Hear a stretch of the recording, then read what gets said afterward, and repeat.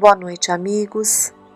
Vamos rogar a Deus, nosso Pai, e a Jesus, nosso Mestre, que esteja com todos nós nesta noite. Pai nosso que estais nos céus, santificado seja o vosso nome. Venha a nós o vosso reino, seja feita a vossa vontade, assim na terra como no céu. O pão nosso de cada dia dá-nos hoje. Perdoai as nossas ofensas, assim como devemos perdoar aos nossos irmãos. Não nos deixes cair em tentações e livra-nos sempre de todo o mal. Do Evangelho segundo o Espiritismo, codificado por Allan Kardec, capítulo 13, que a mão esquerda não saiba o que faz a direita. Convidar os pobres e estropiados, item 7. Dizia ainda ao que o tinha convidado: quando deres algum jantar ou alguma ceia, não chames nem teus amigos, nem teus irmãos, nem teus parentes, nem teus vizinhos que forem ricos, para que não aconteça que também eles te convidem à sua vez e te paguem com isso. Mas quando deres algum banquete, convida os pobres, os aleijados, os coxos e os cegos, e serás bem-aventurado, porque esses não têm como te retribuir, mas ser-te-á isso retribuído na ressurreição dos justos. Tendo ouvido estas coisas, um dos que estavam à mesa disse para Jesus: Bem-aventurado o que comer o pão no reino de Deus. Lucas, capítulo 14, versículos 12 a 15. Item 8. Quando fizeres um banquete, disse Jesus, não convides os teus amigos, mas os pobres e os estropiados. Estas palavras absurdas, se as tomarmos ao pé da letra, são sublimes quando procuramos entender-lhes o espírito. Jesus não poderia ter querido dizer que, em lugar dos amigos, fosse necessário reunir à mesa os mendigos da rua. Sua linguagem era quase sempre figurada, e para os homens incapazes de compreender os tons mais delicados do pensamento, precisava usar de imagens fortes, que produzissem o efeito de cores berrantes. O fundo de seu pensamento se revela por estas palavras: E serás bem-aventurados, porque esses não têm com o que te retribuir. O que vale dizer que não se deve fazer o bem com vistas à retribuição, mas pelo simples prazer de fazê-lo. Para tornar clara a comparação, disse: Convida os pobres para o teu banquete, pois sabes que eles não podem te retribuir. E por banquete é necessário entender não propriamente a refeição, mas a participação na abundância de que desfrutais. Essas palavras podem também ser aplicadas em sentido mais literal. Quantos só convidam para a sua mesa os que podem, como dizem, honrá-los ou retribuir-lhes o convite? Outros, pelo contrário, ficam satisfeitos de receber parentes ou amigos menos afortunados que todos possuem. Essa é, por vezes, a maneira de ajudá-los disfarçadamente. Esses, sem ir buscar os cegos e os estropiados, praticam a máxima de Jesus. Se o fazem por benevolência, sem ostentação, e se sabem disfarçar o benefício com sincera cordialidade. Instruções dos Espíritos, a caridade material e a caridade moral. Irmã Rosália, Paris, 1860. Item 9. Amemo-nos uns aos outros e façamos aos outros o que quereríamos que nos fosse feito. Toda a religião, toda a moral se encerram nesses dois preceitos. Se eles fossem seguidos no mundo, todos seriam perfeitos.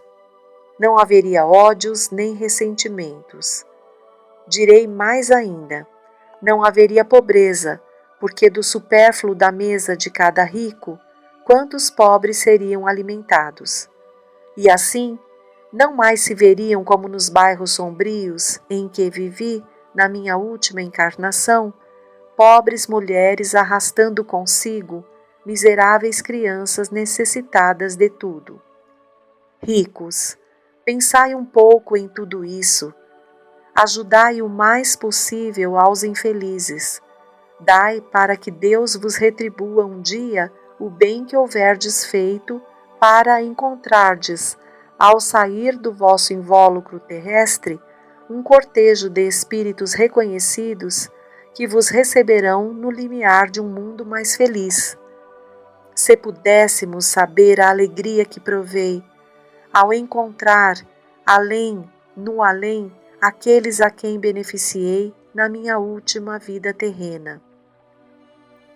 Amai, pois, ao vosso próximo, amai-o como a vós mesmos, pois já sabeis agora que o desgraçado que repelis talvez seja um irmão, um pai, um amigo que afastais para longe. E então, qual não será o vosso desespero ao reconhecê-lo depois no mundo dos espíritos? Quero que compreendais bem o que deve ser a caridade moral que todos podem praticar, que materialmente nada custa e que, não obstante, é a mais difícil de se pôr em prática. A caridade moral consiste em vos suportardes uns aos outros o que menos fazeis nesse mundo inferior em que estáis momentaneamente encarnados. Há um grande mérito, acreditai, em saber calar, para que outro mais tolo possa falar. Isso é também uma forma de caridade. Saber fazer-se surdo quando uma palavra irônica escapa de uma boca habituada a caçoar.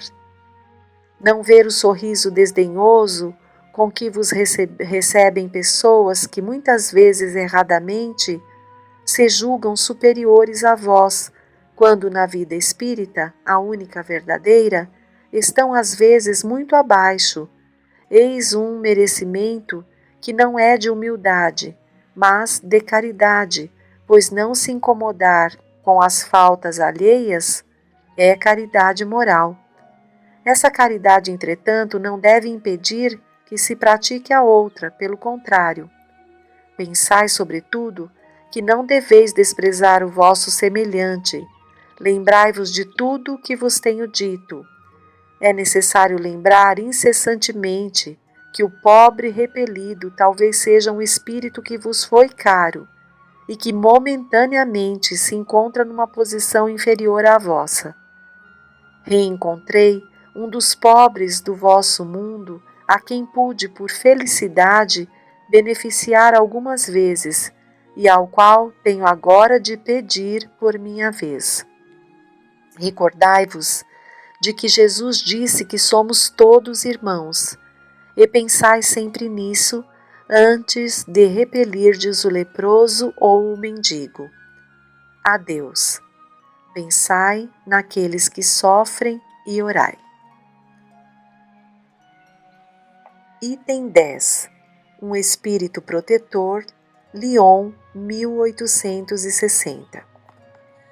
Meus amigos, tenho ouvido muitos de vós dizerem: como posso fazer a caridade se quase sempre não tenho sequer o necessário? A caridade, meus amigos, se faz de muitas maneiras.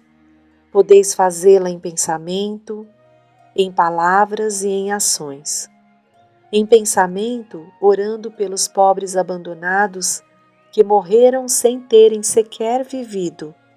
Uma prece de coração os alivia. Em palavras, dirigindo aos vossos companheiros alguns bons conselhos. Dizeis aos homens amargurados pelo desespero e pelas privações que blasfemam do nome do Altíssimo: eu era como vós, eu sofria, sentia-me infeliz, mas acreditei no Espiritismo e vede, agora sou feliz. Aos anciãos que vos disserem, é inútil, estou no fim da vida, morrerei como vivi, respondei, a justiça de Deus é igual para todos, lembrai-vos dos trabalhadores da última hora. Às crianças que, já viciadas pelas más companhias, perdem-se nos caminhos do mundo, prestes a sucumbir às suas tentações, dizei: Deus vos vê, meus caros pequenos, e não temei repetir frequentemente estas doces palavras que acabarão por germinar nas suas jovens inteligências, e em lugar de pequenos vagabundos, fareis deles verdadeiros homens. Essa é também uma forma de caridade. Muitos de vós dizem ainda, somos tão numerosos na terra que Deus não pode ver-nos a todos. Escutai bem isso, meus amigos. Quando estais no alto de uma montanha, vosso olhar não abarca os bilhões de grãos de areia que a cobrem? Pois bem, Deus vos vê da mesma maneira, e Ele vos deixa o vosso livre-arbítrio, como também deixais esses grãos de areia ao sabor do vento que os dispersa, com a diferença que Deus, na sua infinita misericórdia, pôs no fundo do vosso coração uma sentinela vigilante, que se chama consciência. Ouvia que ela vos dará bons conselhos. Por vezes, conseguis entorpecê-la, opondo-lhe o espírito do mal, e então ela se cala. Mas ficais seguro de que a pobre relegada se fará ouvir, tão logo a deixardes perceber a sombra do remorso. Ouvia, interrogai-a, e frequentemente sereis consolados pelos seus conselhos. Meus amigos, a cada novo regimento, o general entrega uma bandeira. Eu vos dou essa máxima do Cristo. Amai-vos uns aos outros. Praticai essa máxima. Reuni-vos todos em torno dessa bandeira e dela recebereis a felicidade e a consolação. Esses itens do Evangelho lidos agora nos fazem refletir na importância de aprendermos a fazer a caridade. A caridade pode ser aprendida como um exercício. Vimos aqui que a caridade pode ser tanto material quanto moral.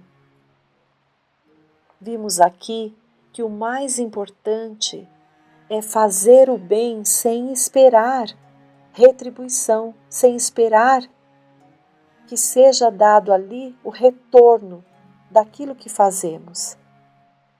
Podemos começar iniciando com os exercícios essa caridade, buscando fazer a caridade moral dentro de casa, calando muitas vezes, consolando, auxiliando, dando esperança, compreendendo a dificuldade do outro, no nosso trabalho, na comunidade, em todos os lugares podemos exercitar para que um dia esse movimento nos seja espontâneo, para que um dia possamos agir como Cristo Jesus.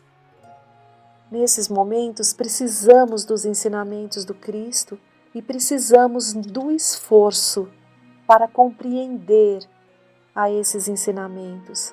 Precisamos estar ombro a ombro, buscando caminhar, buscando fazer a caridade juntos. Existe um trecho aqui de um livro que se chama O Espírito da Verdade, de autores diversos, psicografado por Francisco Cândido Xavier e Valdo Vieira. E ele se refere no capítulo 2 exatamente ao trecho do Evangelho que acabamos de ler neste último item 10, quando o Espírito Protetor nos fala que por diversas maneiras podemos fazer a caridade. Então, vamos ver aqui o que diz esse livro, O Espírito de Verdade, capítulo 2. Excesso e você. Amigo, Espiritismo é caridade em movimento. Não converta o próprio lar em museu. Utensílio inútil em casa será utilidade na casa alheia. O desapego começa das pequeninas coisas e o objeto conservado, sem aplicação no recesso da moradia, explora os sentimentos do morador. A verdadeira morte começa na estagnação. Quem faz circular os empréstimos de Deus renova o próprio caminho. Transfigure os apetrechos que lhe sejam inúteis em forças vivas do bem. Retire da despensa os gêneros alimentícios que descansam esquecidos para a distribuição fraterna aos companheiros de estômago atormentado. Reviste o guarda-roupa, libertando os cabides das vestes que você não usa, conduzindo-as aos viajores desnudos da estrada. Estenda os pares de sapatos que lhe sobram aos pés descalços que transitam em derredor. Elimine do mobiliário as peças excedentes, aumentando a alegria das habitações menos felizes. Revolva os guardados em gavetas ou porões, dando aplicação aos objetos parados de seu uso pessoal. Transforme em patrimônio alheio os livros empoeirados que você não consulta, endereçando-os ao leitor sem recursos. Examine a bolsa, dando um pouco mais que os simples compromissos da fraternidade, mostrando gratidão pelos acréscimos da divina misericórdia que você recebe.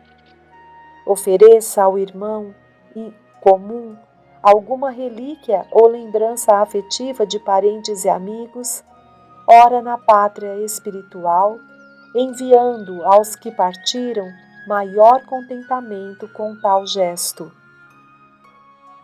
Renovemos a vida constantemente, cada ano, cada mês, cada dia. Previna-se hoje contra o remorso amanhã. Os excessos de nossa vida o excesso de nossa vida cria a necessidade do semelhante. Ajude a casa de assistência coletiva. Divulgue o livro nobre. Medique os enfermos. Aplaque a fome alheia. Enxugue lágrimas. Socorra feridas.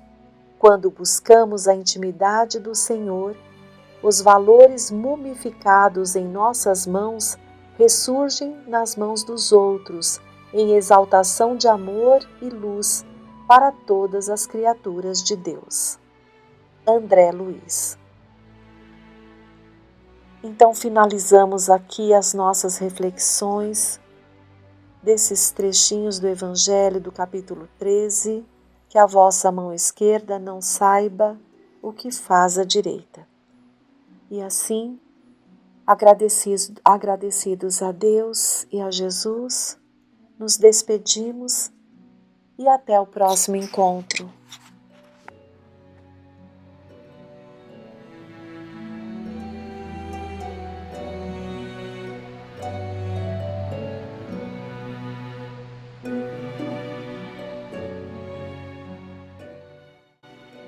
Boas tardes, boas noites. Diante da proximidade do dia de finados, vamos ler do livro A Era do Espírito do Chico algumas reflexões sobre o assunto. Vou me ater primeiro aos comentários do Chico e posteriormente de Emmanuel e Herculano Pires. Sobre finados. Em uma das nossas reuniões públicas foi ventilada a questão de nossas homenagens aos irmãos desencarnados. Como se sentem eles com as nossas comemorações e lembranças? Em torno dessa pergunta, foram entretecidos comentários numerosos, e quando no início de nossa tarefa, o Livro dos Espíritos nos deu para estudo a questão 323, que se vincula ao assunto, as explanações dos companheiros presentes foram as mais diversas. No término da reunião, o nosso caro Emmanuel descreveu a página que lhe envio. É uma prece que nos sensibilizou e nos fez recordar a todos o dia de finados. Então, recordando a dinâmica deste livro, né? O Chico, nas suas reuniões, fazia os comentários preambulares e depois os espíritos mandavam uma mensagem, né? E ele pegava esse material e enviava para Herculano Pires, que, por sua vez, compilava e tecia também um comentário a respeito. E uma nota da editora aqui, né? O problema das comemorações do Dia de Finados, bem como dos funerais e de homenagens prestadas aos mortos, mereceu um tópico especial do capítulo 6º do Livro dos Espíritos. A posição doutrinária, ao contrário do que geralmente se pensa, é favorável a essas homenagens, desde que sinceras e não apenas convencionais. Os espíritos, respondendo às perguntas de Kardec a respeito, mostraram que os laços de amor existente entre os que partiram e os que ficaram na Terra justificam esses atos, e declararam que no dia de finados os cemitérios ficam repletos de espíritos que se alegram com a lembrança dos parentes e amigos. Aqui, então, aproveitamos para pegar justamente do Livro dos Espíritos parte desse capítulo, né? Para que a gente possa pensar. Então, do Livro dos Espíritos, comemoração aos mortos funerais. Questão 320.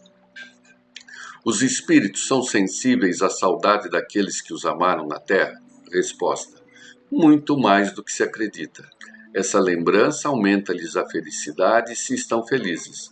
Se desditosos, serve-lhes de alívio. Questão 321. O dia de comemoração aos mortos tem qualquer coisa de mais solene para os espíritos? Preparam-se eles para visitar os que vão orar sobre os seus túmulos? Resposta: os espíritos atendem ao chamado do pensamento nesse dia como nos outros dias.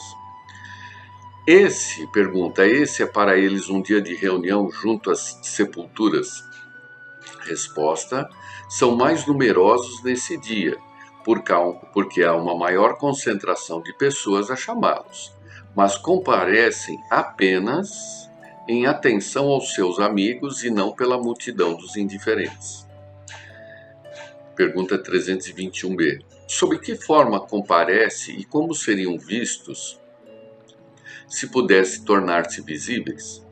Sob aquela qual foram conhecidos em vida. Questão 322. Os espíritos esquecidos, cujos túmulos não recebem nenhuma visita, comparecem apesar disso e sentem pesar por não verem nenhum amigo lembrá-los? Resposta: que lhes importa a terra? Prendem-se-lhe apenas pelo coração. Se não mais são amados, não há nada que os faça voltar. Tem todo o universo pela frente. 323. A visita ao túmulo é mais agradável ao espírito que uma prece feita em sua intenção? Resposta: a visita ao túmulo é uma maneira de se manifestar a lembrança do espírito ausente. É a exteriorização desse sentimento. Eu já mencionei a Lures, que é a prece que santifica o alto. Pouco importa o lugar, se a lembrança é ditada pelo coração. 324. Os espíritos de pessoas homenageadas com estátuas ou monumentos comparecem às inaugurações e sentem satisfação por isso? Muitos as assistem, mas quando podem, mas são menos sensíveis à honra que se lhes atribuem do que à lembrança. De onde pode vir em certas pessoas o desejo de serem enterradas em um lugar determinado? A ele voltariam com maior satisfação após a morte? A importância dada a uma coisa material é sinal de inferioridade do espírito? Resposta: a afeição do espírito por certos lugares denota inferioridade moral. O que significa um pedaço de terra para o espírito elevado? Não sabe ele que sua alma estará reunida àqueles que a ama, que ama, mesmo que seus ossos estejam separados? Pergunta 325A. A reunião dos despojos mortais de todos os membros de uma família deve ser considerada um hábito fútil? Não, é um costume piedoso e um testemunho de simpatia para com aqueles que amamos. Se essa reunião importa pouco aos espíritos, é útil aos homens. As lembranças estão mais bem canalizadas. Questão 326. A alma que retorna à vida espiritual é sensível às honras concedidas aos seus despojos mortais? Resposta: quando o espírito chega a um certo grau de perfeição, não detém mais as vaidades terrenas e compreende a futilidade de todas essas coisas. Mas saibam bem que, muitas vezes, há espíritos que no primeiro momento de sua morte recebem com grande satisfação as honras que lhes são tributadas, ou se desgostam com o abandono a que lançam o seu envoltório, pois ainda conservam alguns hábitos da terra. Pergunta: o espírito assiste a seu funeral? Resposta: frequentemente assiste, mas às vezes não compreende o que se passa, se ainda estiver perturbado. Tem esse capítulo ainda tem mais 3 perguntas, né? Que deixarei para que vocês possam buscar por si, para entender que a ligação sempre é pelo pensamento, né? A ligação, a prioridade não está na questão física. Porém, muitos espíritos ainda estão vinculados a essas cerimônias, a esses locais, então é quase como se fosse um ponto de encontro, mas não há obrigatoriamente esse encontro através de um lugar, nem uma data, mas sim através do pensamento. E aí, Emmanuel comenta no assunto por meio de uma prece, né? Oração pelos quase mortos. E por que estamos falando sobre isso? Justamente porque a morte se manteve presente nesses últimos meses como uma possibilidade real a qualquer instante. Não que em outros momentos da vida ela não exista, mas dessa vez ela ficou declarada, né? Ninguém sai de casa ninguém sai de casa com medo de morrer por atropelamento ou qualquer coisa assim. Mas, né, nesses últimos tempos, esse alerta trouxe uma reflexão maior sobre a nossa tarefa aqui e a nossa destinação lá. Oração pelos quase mortos, Emmanuel. Senhor Jesus, enquanto os irmãos da terra procuram a nós outros, os companheiros desencarnados, nas fronteiras de cinza, rogando-te amparo em nosso favor, também nós, de coração reconhecido, suplicamos-te apoio em auxílio de todos eles, principalmente considerando aqueles que correm o risco de se marginalizarem nas trevas.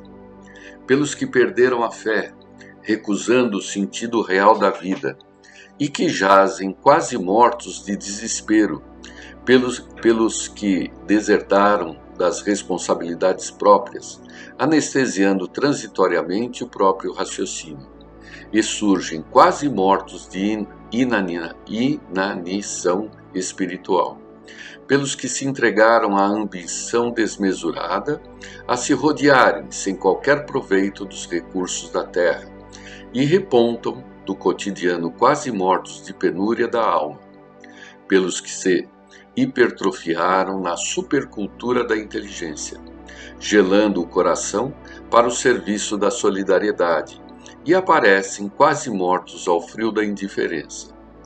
Pelos que acreditaram na força ilusória da violência, atirando-se ao fogo da revolta e se destacam quase mortos de angústia vazia. Pelos que se perturbaram por ausência de esperança, confiando-se ao desequilíbrio, e se revelam quase mortos de aflição inútil. Pelos que abraçaram o desânimo por norma da ação, parando de trabalhar, e repousam quase mortos de inércia. E pelos que se feriram ferindo aos outros, encarcerando-se nas cadeias da culpa e estão quase mortos de arrependimento tardio. Então essa prece, em que Emmanuel destaca a situação de quase mortos para aqueles que estão colhendo os próprios resultados de suas ações. E termina: Senhor, para todos os nossos irmãos que atravessam a experiência humana quase mortos, de sofrimentos e agravos, complicações e problemas criados por eles mesmos, nós te rogamos auxílio e bênção. Ajuda-os a se libertarem do visco de sombra em que se enredaram e traze-os de novo à luz da verdade e do amor, para que a luz do amor e da verdade lhes revitalize a existência, a fim de que possam encontrar a felicidade real contigo, agora e para sempre. Então, os mortos, na concepção do Emmanuel, não estão do outro lado, não estão necessariamente aqueles que atravessaram a ponte da morte, mas são aqueles que estão aqui aparentemente vivos, mas com atitude de quase mortos. E por fim, o comentário de Herculano Pires. O crediário de morte. A morte só existe para os que querem morrer. A necrofilia ou a morte ou o amor da morte, no sentido negativo da palavra, é uma doença mental e psíquica, uma tendência mórbida de certos temperamentos, hoje bem definida em psicologia. Não se trata da aberração sexual a que se aplicava a palavra tempos atrás, mas daquela aberração da inteligência a que se referia Kardec, que leva o indivíduo a negar a sua própria capacidade de viver e de sentir a vida. Todo aquele que gosta de destruir e se destrói a si mesmo, aniquila suas próprias forças vitais e mata as esperanças de vida que os outros acalentam e defendem. É necrófilo. Sabemos que a morte não existe, porque nada se acaba, tudo se transforma. O aniquilamento total do ser pelo simples fenômeno da morte, um fenômeno biológico de mutação, não pode mais ser admitido por uma pessoa ilustrada, pois o avanço atual do conhecimento positivo superou de muito as ilusões negativas do materialismo. Apesar dessa inegável realidade, os necrófilos se apegam à ideia da morte como aniquilamento total do ser, e por isso se desesperam, entregando-se à própria destruição, apressando a própria morte no visgo de sombra em que se enredaram, segundo a expressão de Emmanuel. E entregando-se ao ceticismo autodestruidor, compram a morte por antecipação no crediário do desespero e das aflições inúteis. São esses os quase mortos, pelos quais os mortos, no dia de finados, oram ao lado de lá da vida. A oração de Emmanuel pelos quase mortos não é uma peça de efeito religioso ou literário. É um sinal dos tempos, revelando-nos que do outro lado da vida, aqueles que em nossa ignorância chamamos de mortos, velam pelos quase mortos da terra e pedem a Deus por eles. O verdadeiro morto não é o que deixou o seu corpo no túmulo, mas o que se serve do corpo para viver na terra como um morto ambulante. Que essa oração nos lembre, neste finados, a palavra de Isaías: os teus mortos viverão. Muito interessante a reflexão, né? Que desloca a preocupação daqueles que estão vivos por aqueles que já morreram para uma proposta diferente. São aqueles que já morreram que oram por nós que ainda estamos na Terra, vivendo de forma claudicante. Boa reflexão a todos e boa semana.